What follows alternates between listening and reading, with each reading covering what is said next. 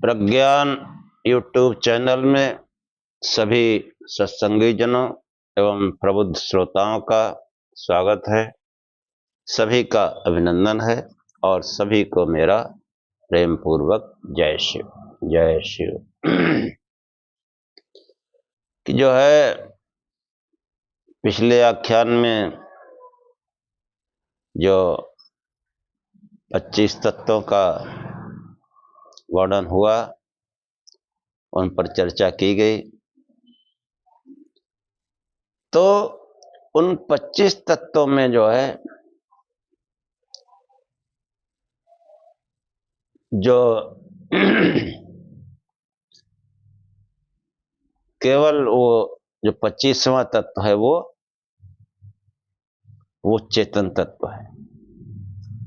शेष 24 जो है वो अचेतन तत्व है। पंच महाभूत से लेकर मूल प्रकृति तक ये सब कैसे हैं? अचेतन। अचेतन कहो, जड़ कहो, जड़ कहो। और इनमें जो चेतनता दिखाई पड़ती है वो चेतन तत्व के कारण दिखाई पड़ती है।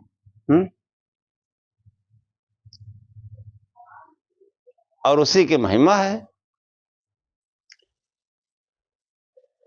तो ये जो चर्चा की गई इसका एकमात्र उद्देश्य है कि शास्त्र कहता है कि जो अपरिणामी है, ये बहुत ध्यान देने की बात है कि जो अपरिणामी है, जो परिवर्तनशील है, वह चेतन तत्व नहीं हो सकता, क्योंकि चेतन तत्व में कोई परिणाम की गुंजाइश नहीं है। यानी अगर जन्म है, मृत्यु है, जवानी, बचपन, बुढ़ापा है, तो वो अचेतन तत्व है। समस्त संसार, समस्त सृष्टि में जो भी रचना हमको दिखाई पड़ती है वो सब क्या है? अचेतन। और अचेतन का प्रयोजन क्या है?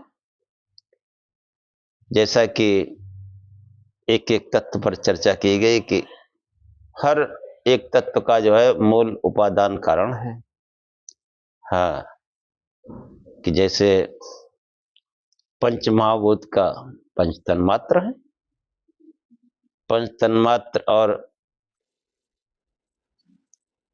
11 इंद्रियां, इन सब का कारण वो अहंकार है।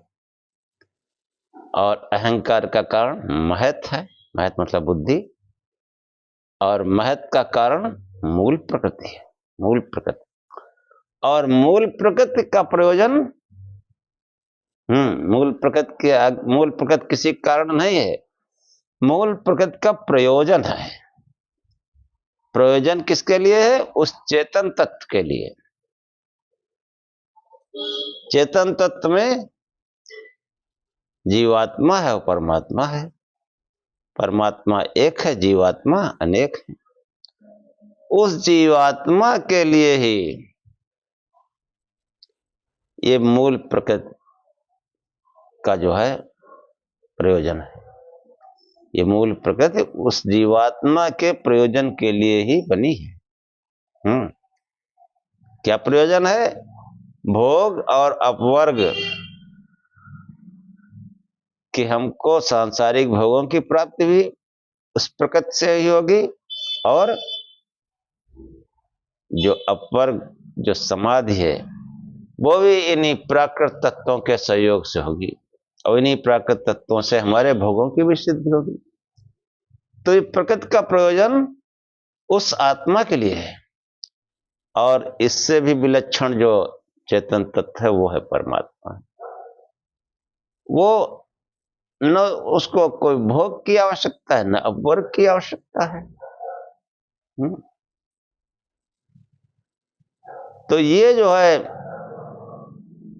कैसा उसका प्रयोजन है प्रकृति का उसके लिए, कि जो जीवात्मा है उसके लिए भोग और वर्ग का प्रयोजन प्रकृति सिद्ध करती है, और जो परमात्मा है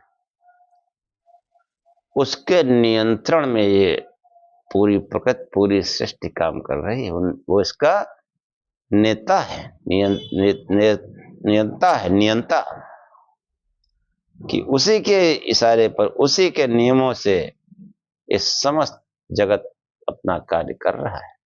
जितनी जगत में क्रियाएं हैं उनका सब ये जो है ये एक मतलब जो है मूल रूप में पिछले आख्यान का है। तो अब आगे प्रारंभ करते हैं आज का आख्यान।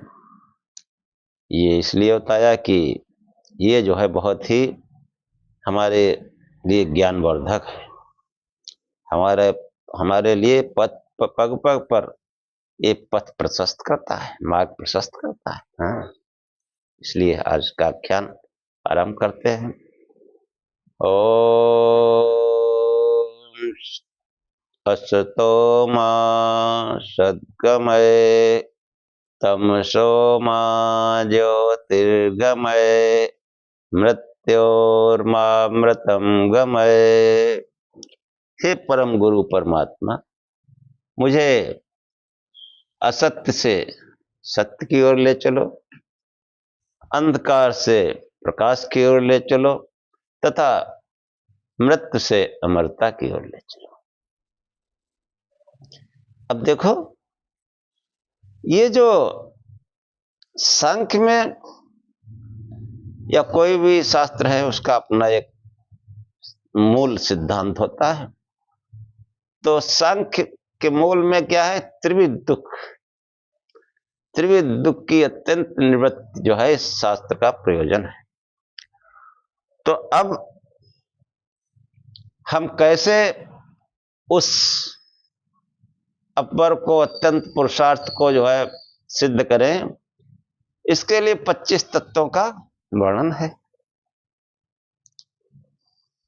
तो 25 तत्वों का जो वर्णन है वो इसलिए है कि हम जो कर रहे हैं उनको हम अपने शास्त्रों से मिलान करें, कि हम परिणामी तत्वों की उपासना कर रहे हैं या अचेतन उस पुरुष की उपासना कर रहे हैं। अचेतन पुरुष यानी परमात्मा, चेतन पुरुष, अचेतन अचेतन प्रकृति, मतलब इन पंच महाभूतों से बना 10 इंद्रियों और एक अंतर इंद्रिय 11 इंद्रियों वाली रचना, वो सत्य नहीं है। जो परिणामी है वो सत्य कैसे हो सकता है? सत्य क्या है? वो चेतन। हाँ, पहले आत्मा की खोज करें, और आत्मा और परमात्मा दोनों जुड़े हुए हैं। जैसे जो प्रकृति के तत्व है मूल प्रकृति से नीचे, वो भी सब आपस में जुड़े हैं। बता ही चुके, सब एक दूसरे के उपादान कारण हैं, और ये उपादान कारण मूल प्रकृति में जाकर समाप्त हो जाते हैं। तो ये जो जितने भी 24 तत्व हैं चेतन को छोड़कर, ये सब कैसे हैं? परिणामी हैं, ये नित्य नहीं है। और मूल प्रकृति जो है वो अपरिणामी है। वो मतलब परिणाम होते हैं, लेकिन वो स्वयं किसी का जो है मतलब उसके आगे फिर कोई उसका उपादान कारण नहीं, ऐसे को। इसीलिए त्रिविध ब्रह्म कहा गया, मूल प्रकृति, जीव यानी आत्मा और ईश्वर। तो मूल प्रकृति वो जो है उस वो उसका प्रयोजन है।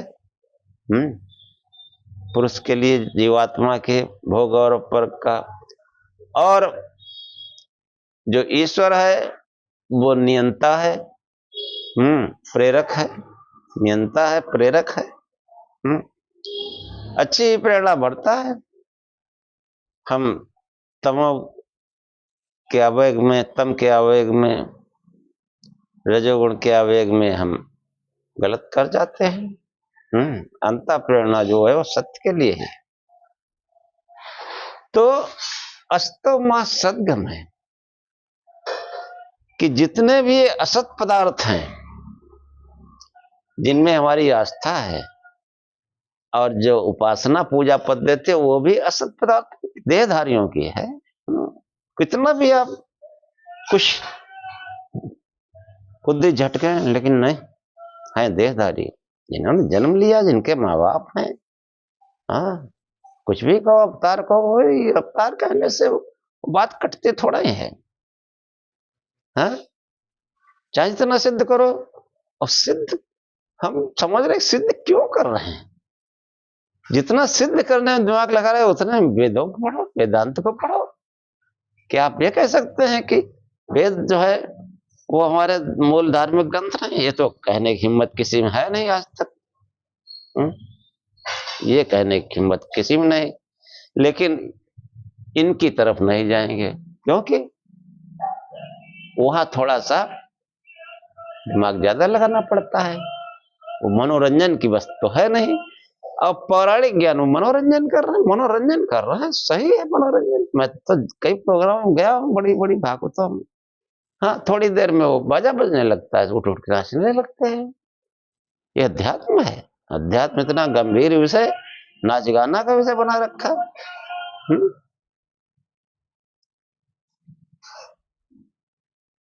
ये सब जो हमारे शास्त्र सम्मत है, वेद सम्मत है, वेदों में जो है, जो तमाम इष्ट हमने जो कल्पित कर रखे हैं, वेदों से साबित करके कोई दिखाए।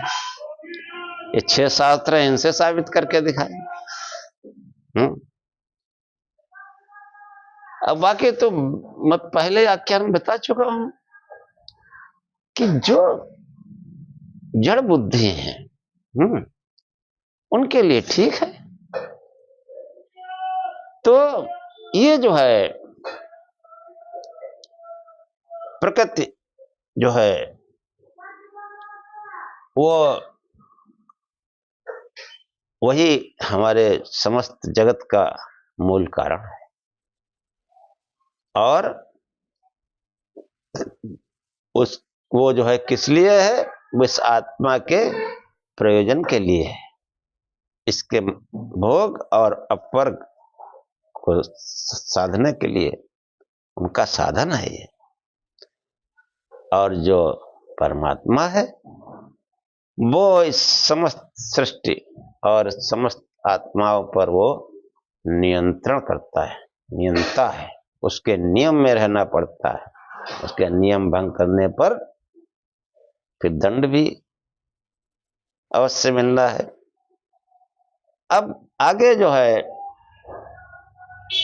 आचार्य कपिल कहते हैं कि अधिकारी त्रैविध्यान नियम,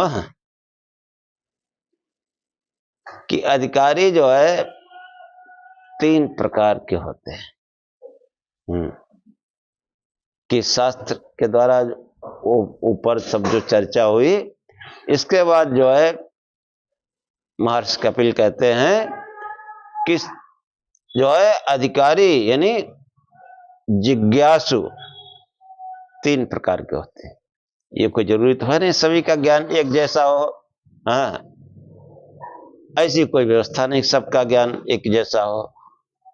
कि वास्तविक ज्ञेय अर्थ के संबंध में जिज्ञासुओं के ज्ञान की सीमा का एक स्तर का की व्यवस्था जो है वो अशक्य है। सभी लोग एक जैसे नहीं।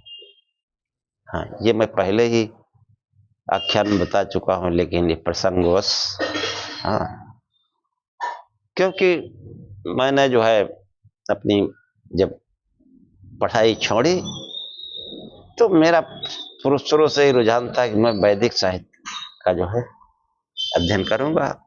भगवान की दया रही, हाँ, कुछ योगी संत महात्माओं जन की, भक्त जनों की दया रही, जो हमको ऐसा माहौल भी मिला और मैंने पढ़ा।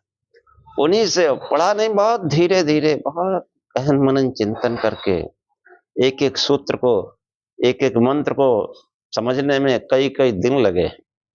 इतना आसान है, लेकिन उनका मनन चिंतन ही इतना आनंद देने वाला है, इतना ही उन्नत करने वाला है कि हम क्या बताएं। हाँ, जो उनके मनन चिंतन पर प्रयास करेंगे उनको जरूर अनुभूति होगी कितना आनंद, कहाँ पड़े हैं, कहाँ आ गए। मैं भी तो भाई जन्मजात में पौराणिक, और जब विचार करते थे तो क्या बात है, हर लीला श्राप वरदान से हर बात समझा दी जाती है, ये कैसे। हाँ, तो जिज्ञासा बराबर बनी रही। फिर भगवत गीता पढ़ी, उसमें बहुत अच्छा लगा और उसी में प्रेरणा मिली कि जो है वेदों को पढ़ना चाहिए। फिर वेदों को पढ़ा तो ये बहुत ही धैर्य पूर्वक पढ़ने वाली वस्तु है। और इसी से मैंने कहा कि जो है, जो जिज्ञासु हैं, या कहो कि मनुष्य 3 प्रकार के होते हैं, सबकी बुद्धि एक समान नहीं होती। कि जो है कई शास्त्रों में जो है वो 3 प्रकार के जिज्ञासुओं को बताया गया। सबकी बुद्धि जो है, जो ज्ञान ग्राहकता सबकी एक जैसी थोड़ा ही होती है। व्यवहारिक रूप से भी समझ लो कि एक ही कक्षा है, एक ही टीचर है, एक ही कोर्स है, पढ़ाया जाता है। अब कोई ठीक से ग्रहण कर लेता है, टॉप कर जाता है, कोई थोड़ा कम ग्रहण कर पाता है, पास हो जाता है, और कोई ग्रहण ही नहीं कर पाता, फेल हो जाता है। और इसमें भी कोई वो नहीं है, हो सकता है जो पढ़ा रहा है टीचर, उसका भी बच्चा उसमें पढ़ रहा हो, लेकिन अधिकांश देखा जाता है वो बच्चा नहीं टॉप होता, दूसरे को टॉप कर जाता है। तो ऐसा भी कुछ नहीं है। तो ये जो है, जो ज्ञान ग्राहकता है, इसके अनेक स्तर होते हैं। स्थूल रूप से उनको 3 वर्गों में संग्रहित कर दिया गया। फलता ज्ञान का अधिकारी जिज्ञास 3 प्रकार का होता है, वही उत्तम, मध्यम और निम्न। हाँ, निम्न, और शास्त्रों में तो निकृष्ट कहा गया। हाँ, हमने निम्न कहा, उत्तम, मध्यम, निम्न। हाँ, निकृष्ट। यथा बुद्धि जो है, ज्ञान साधनों की स्वच्छता, दृढ़ प्रयत्न, नियमित जीवन, पूर्व सुकृत आदि के अनुसार जो है शास्त्र प्रदर्शित प्रकृत पुरुष विवेक का ज्ञान किसी जिज्ञासु को शीघ्र हो जाता है तथा अंतिम रूप में हो जाता है। कि एक बार सत्संग सुना, उन्होंने कहा हाँ बिल्कुल सही, शिव ही सत्य है, कहाँ बवाल में पड़े थे। एक ही बार में वो समझ लेता है, कच कर लेता है, शिव जपने लगता है। और किसी को विलंब से, थोड़ा टाइम लगता है, 2-4 बार सोचते समझते रहते हैं, हाँ भाई चला आ रहा है, ये भी पारंपरिक ज्ञान है क्या, आखिर क्या है, ऐसे सोचता रहता है। और वो बराबर दिमाग लगाता रहता है, सत्संग सुनता रहता है, प्रश्न तर्क करता रहता है। तो वो जो है थोड़ा विलंब से, और जो है मतलब कंप्लीट नहीं, थोड़ा उसका संदेह बना रहता है। लेकिन जो है भजन करता है तो फिर वो संदेह भी मिट जाता है। उस मार्ग पर जब चलेगा तो संदेह भी मिट जाता है। और किसी को जो है अति विलंब से बहुत टाइम लगता है, समझ तो जाता है, फिर भी वो उसका ज्ञान अल्प ही सीमा तक प्राप्त हो पाता है उसको। इसलिए शास्त्र द्वारा प्रकट पुरुष के भेद का स्पष्ट विवेचन कर देने पर भी प्रत्येक जिज्ञासु को उसका साक्षात्कार एक समान रूप से नहीं हो सकता।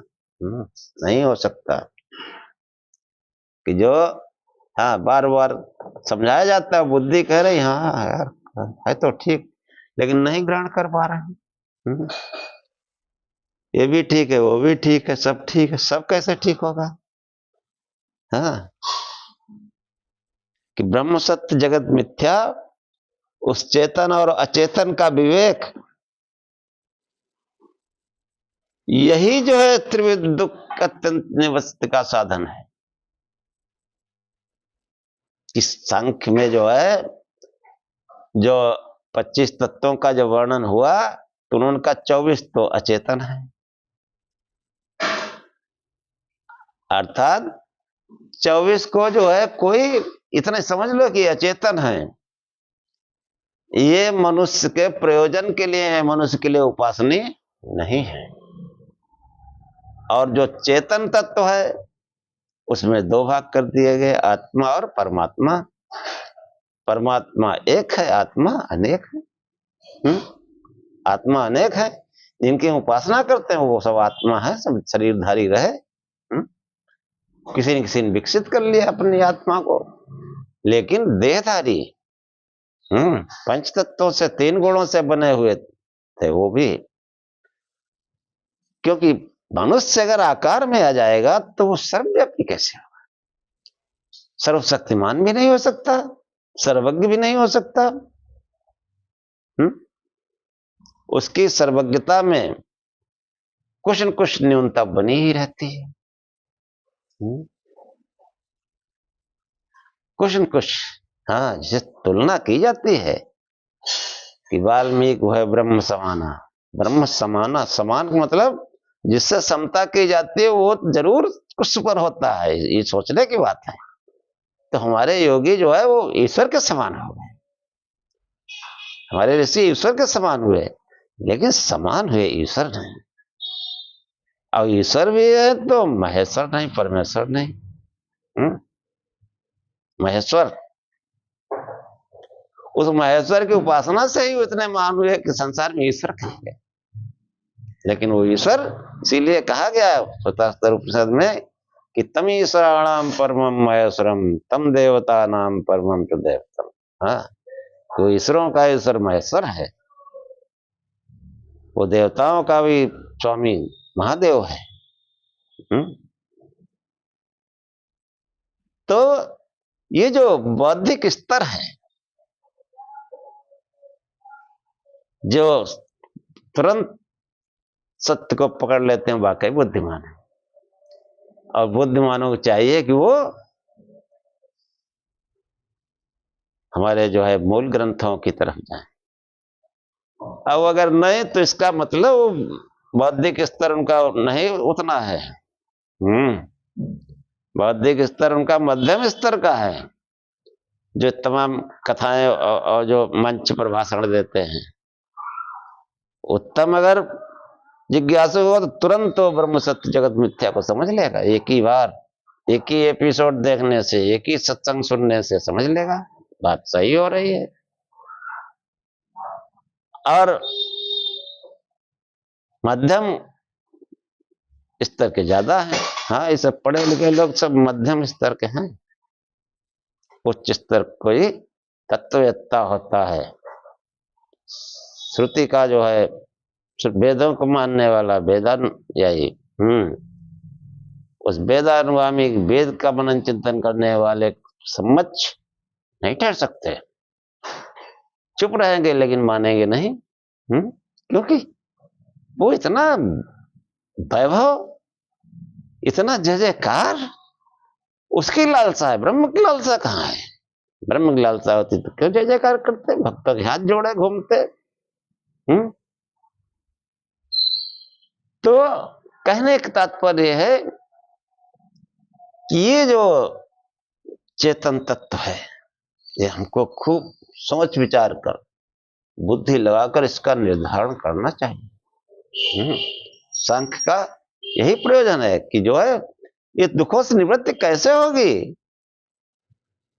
इन अचेतन तत्वों से में जुटे रहने से होगी, और इनसे निकलकर चेतन तत्व में जाओ। और चेतन तत्व दो ही हैं, आत्मा और परमात्मा। वही तो मंत्र भी सुनाए थे कि द्वा सपर्णा सयुजा सुखाया, कि दो सुंदर पंख वाले, हाँ बहुत ही सुंदर, सयुजा जुड़े हुए, एक दूसरे से जुड़े हुए, सयुजा मतलब जुड़े हुए, वो चेतन तत्व आत्मा, और आत्मा में परमात्मा है। आत्मा का परमात्मा से बहुत निकट संबंध है कि जब आत्मज्ञान करते हैं तो उस परम तत्व का भी ज्ञान हो जाता है। और ऐसे ही जो है ये अचेतन तत्व जो है 24, ये भी एक दूसरे से जुड़े हुए हैं, वो भी संयोजा हैं कि अगर हम अचेतन तत्व जो है उसमें अनुरक्ति होगी, उनमें तो वो भी सब जुड़े हैं। पूरी माया, मूल प्रकृति तक माया है, पूरी माया से आच्छादित। सबसे पहले धन चाहिए, फिर जय जयकार चाहिए, मान सम्मान चाहिए, पूरा माया से आच्छादित एक से एक ध्यानी ज्ञानी योगी इसी में, इन्हीं 24 जड़ पदार्थों में चिपके हुए हैं। सभी को नहीं कह सकते हम, ऐसा तो ही अच्छे महात्मा है, अच्छे महात्मा है। हाँ देखो ना, घूम रहे हैं, समाज में गए तो कुछ पहन लिया वस्त्र, नहीं तो उनको वस्त्रों की भी परवाह नहीं, किसी बात की परवाह नहीं। धन दौलत क्या करेंगे, भगवान का भजन करते हैं। हाँ, थोड़ा मनन चिंतन कम करते हैं, गुरु परंपरा ज्यादा है, मनन चिंतन कम है, इसलिए उतना आगे नहीं बढ़ पाते जितना बढ़ना चाहिए। अब बाकी तो वो धन वैभव जो इकट्ठा कर रहा है, तो क्या वो चेतन तत्व के से लगा हुआ है उसका, अचेतन तत्व से। द्वा सपर्णा सयुजा सखाया, कि वो दोनों जुड़े हुए हैं एक दूसरे से, सखा है। अब अपने सखा को छोड़कर दूसरी जगह जा रहे हैं, माया में जुटे पड़े। हाँ, समानम वृक्षम परिसस्य जाते, कि प्रकृति रूपी समान वृक्ष का आलिंगन कर रहे। तयोर अन्य पिपलम स्वादुवत्ति, उसमें एक जो है उस प्रकृति रूपी वृक्ष के फलों को खाने में जुट जाता है। ये फल ही जो है 24 अचेतन तत्व हैं। प्रकृति में जो है, और जो उपासना भी की वो भी सब अचेतन तत्व।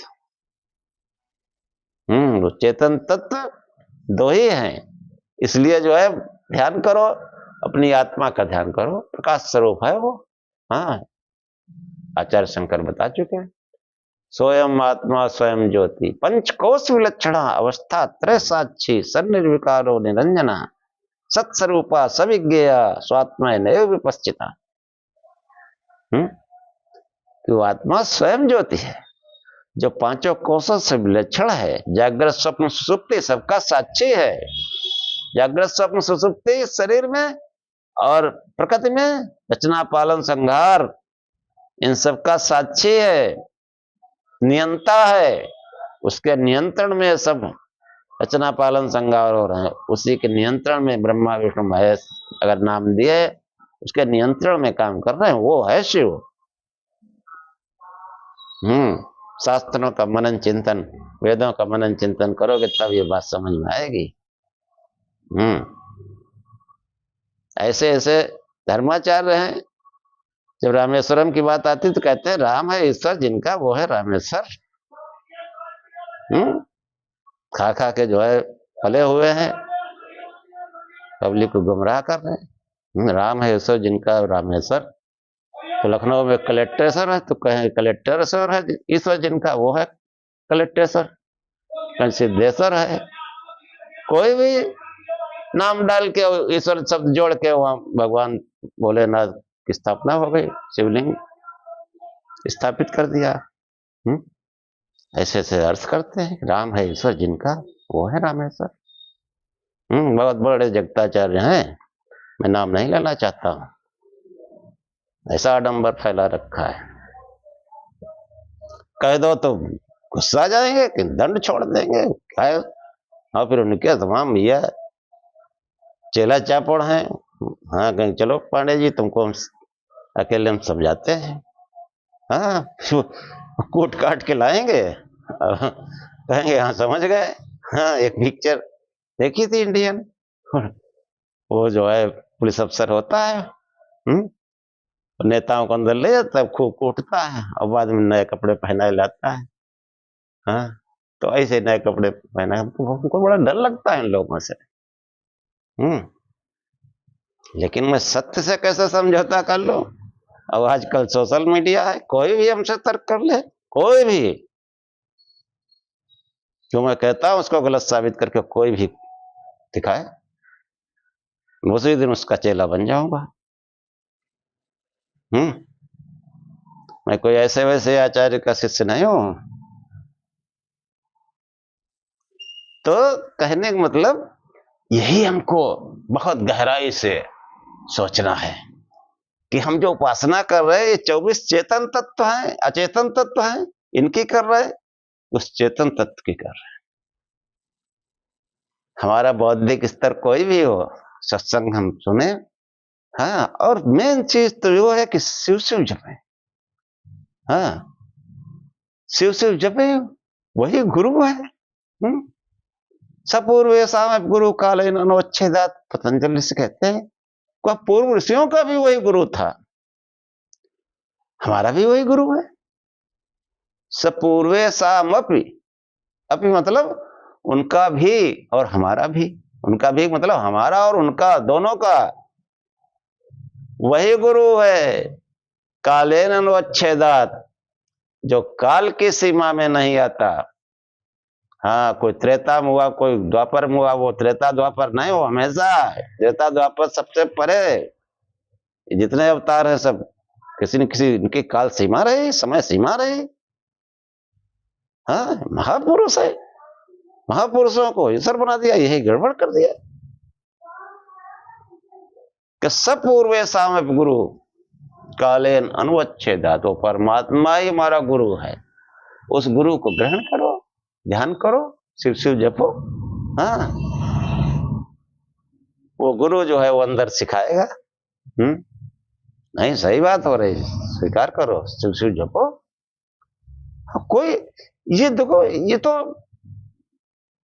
एक सोशल मीडिया के बहुत फायदे हैं, नुकसान भी है लेकिन फायदे भी बहुत हैं। जैसा जिसका विचार है, जैसी जिसकी प्रकृति है,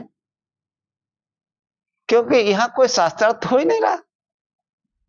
आप सुन रहे हैं, बार बार चिंतन करो, बात सही लग रही तो अपने चुप जपो शिव। हाँ फिर वो जो है, जो अचेतन है, जो असत्य है, वो सब भाग जाएगा, दूर हो जाएगा। कोई जरूरी थोड़ा है कि यहाँ जो है, जो आचार्य जी बोल रहे हैं इनके आगे समर्पण करो। कोई समर्पण की जरूरत, समर्पण भोलेनाथ के सामने करो, उनसे कहो तुम ही हमारे गुरु हो, तुम ही हमारे भगवान हो। क्यों हमारे आचार्यों ने स्वयं को गुरु कभी नहीं कहलाया, तो हम क्यों कहें, हम भी वही कहेंगे, संगी है, सत्संगी है।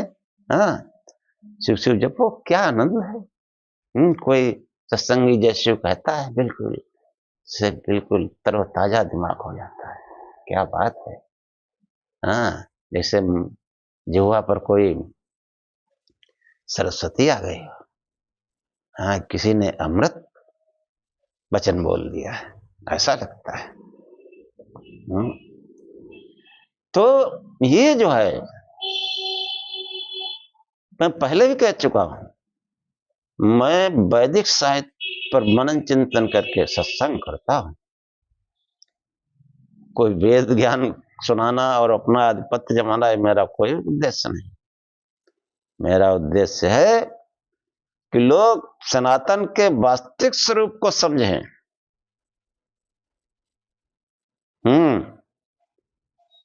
कि वो उपासनीय कौन है, किसकी उपासना करनी चाहिए, हम क्या कर रहे हैं? अब मनोरंजन करना फिर कोई बात ही नहीं है, क्योंकि अध्यात्म गंभीर विषय है, सनातन भी गंभीर विषय। सनातन खिलवाड़ बना रखा है लोगों ने, इसीलिए जरूरत हो गई सनातन की। अब कहो कि कुछ 10-12 साल से गनीमत है, वरना यहां सनातनियों को इज्जत थी, सबकी इज्जत थी, सनातनियों को इज्जत नहीं। अब मूलतः सभी सनातन हैं, जितने भी हैं सब पंथ हैं, सबके मूल में सनातन है। ये भी जान लो आप कि जिस समय वेदों की रचना हुई और वैदिक धर्म प्रचलित हुआ, उस समय सब कोई धर्म थे ही नहीं, इनके सबके टाइम है। जब टाइम है तो उस टाइम के पहले तो फिर वो सनातनी ही तो रहेंगे। हाँ, कोई 2000 वर्ष पुराना है, कोई 1400-1500 वर्ष पुराना धर्म है, और सनातन जब से मनुष्य संसार में तब से सनातन है। इसी से निकले हुए महापुरुषों ने अपने पंथ चलाए, लेकिन मूल रूप सनातन है। और भारतवासी तो सब सनातनी है ही। और इतना भी नहीं तो फिर वो चाहे बौद्ध हो, चाहे जैन हो, चाहे सिख हो, चाहे सतनामी हो, हाँ, और हिंदू, ये भी सब मूल रूप से सब सनातनी है। और सनातन का मूल आधार वेद है, वैदिक साहित्य है, उसको पढ़ें। लीला शराब वरदान किनारे कर दें, तब आपको जो है ज्ञान होगा। और ज्ञान के साथ साथ में, हाँ, ज्ञान जो है वो वाणी मात्र का ज्ञान मत रखो कि इधर सुना उधर जो है। हाँ, एक तुमको छोटी सी कहानी बता दें। एक हमारे सज्जन आए, सत्संग सुना, और सुन के सत्संग अपने गली मोहल्ले में जो इष्टमित्र थे उनको सबको सुनाया। पौराणिक व्यवस्था में सभी है, कोई उसमें वो क्या किया जाए, सब भाई। तो वो जो है उन्होंने कहा, अरे क्या बात करते हो तुम, ऐसा कहीं होता है? हावी हो गए वो सब। अगले सत्संग फिर वो आए, कहा पंडित जी ऐसा ऐसा। हमने, अच्छा ऐसा हो गया, क्यों कहा तुमने? कि लो सही बात है, तुमने सही बात पहले तुम समझो। कि नहीं, हम तो समझ गए, हमने समझ गए कि हाँ। हमने क्या, तुम्हारे अलमारी की फोटो हट गई? समझ गए तो हट जानी चाहिए, चलो हमको दिखाओ चल के हट गई। अब चुप। तो ये वाणी का मतलब दूसरे को हम जो है, पहले अपने को समझो, अपना समझ जाओगे दूसरा भी जरूर समझेगा। खुद जो है सत्संग सुन लेते हैं और फिर दूसरे ज्ञान सुनाते हैं, अपना कुछ और करेंगे। इसलिए जो है पहले अपना समझो, अपने समझने के लिए ही होता है सब। और जब कोई जिज्ञासा करे तो उससे बात करो। हाँ, ये जो है, जो आप सुनते हैं इन आख्यानों को, ये स्वयं पर पहले लागू करो। शिव शिव जपो, प्रकाश स्वरूप से ध्यान करो, शंकर भगवान की फोटो लगा के लो, और धीरे धीरे गुरु बताएगा तो धीरे धीरे सब जितनी फोटो है हट जाएगी, एक ही रह जाएगी। अब बिल्कुल सही दिशा में जा रहा है, बिल्कुल सही दिशा में। और फिर वही कद प्रचेत से महे बचो देवाय सस्यते तद इत्यस्य वर्धनम, उस परमात्मा की थोड़ी सी भी स्तुति की जाए, वही स्तुति इस मनुष्य की उन्नति का कारण बन जाती है। थोड़ा शिव शिव जपो, शंकर भगवान की पूजा करो, ध्यान बाद में करो, देखो कैसी उन्नति होती है। अब वरना हम तो परंपरागत तमाम जो है मास पुराण लो, नवा पुराण लो, 40-50 जो है खूब घंटा पढ़ते हैं।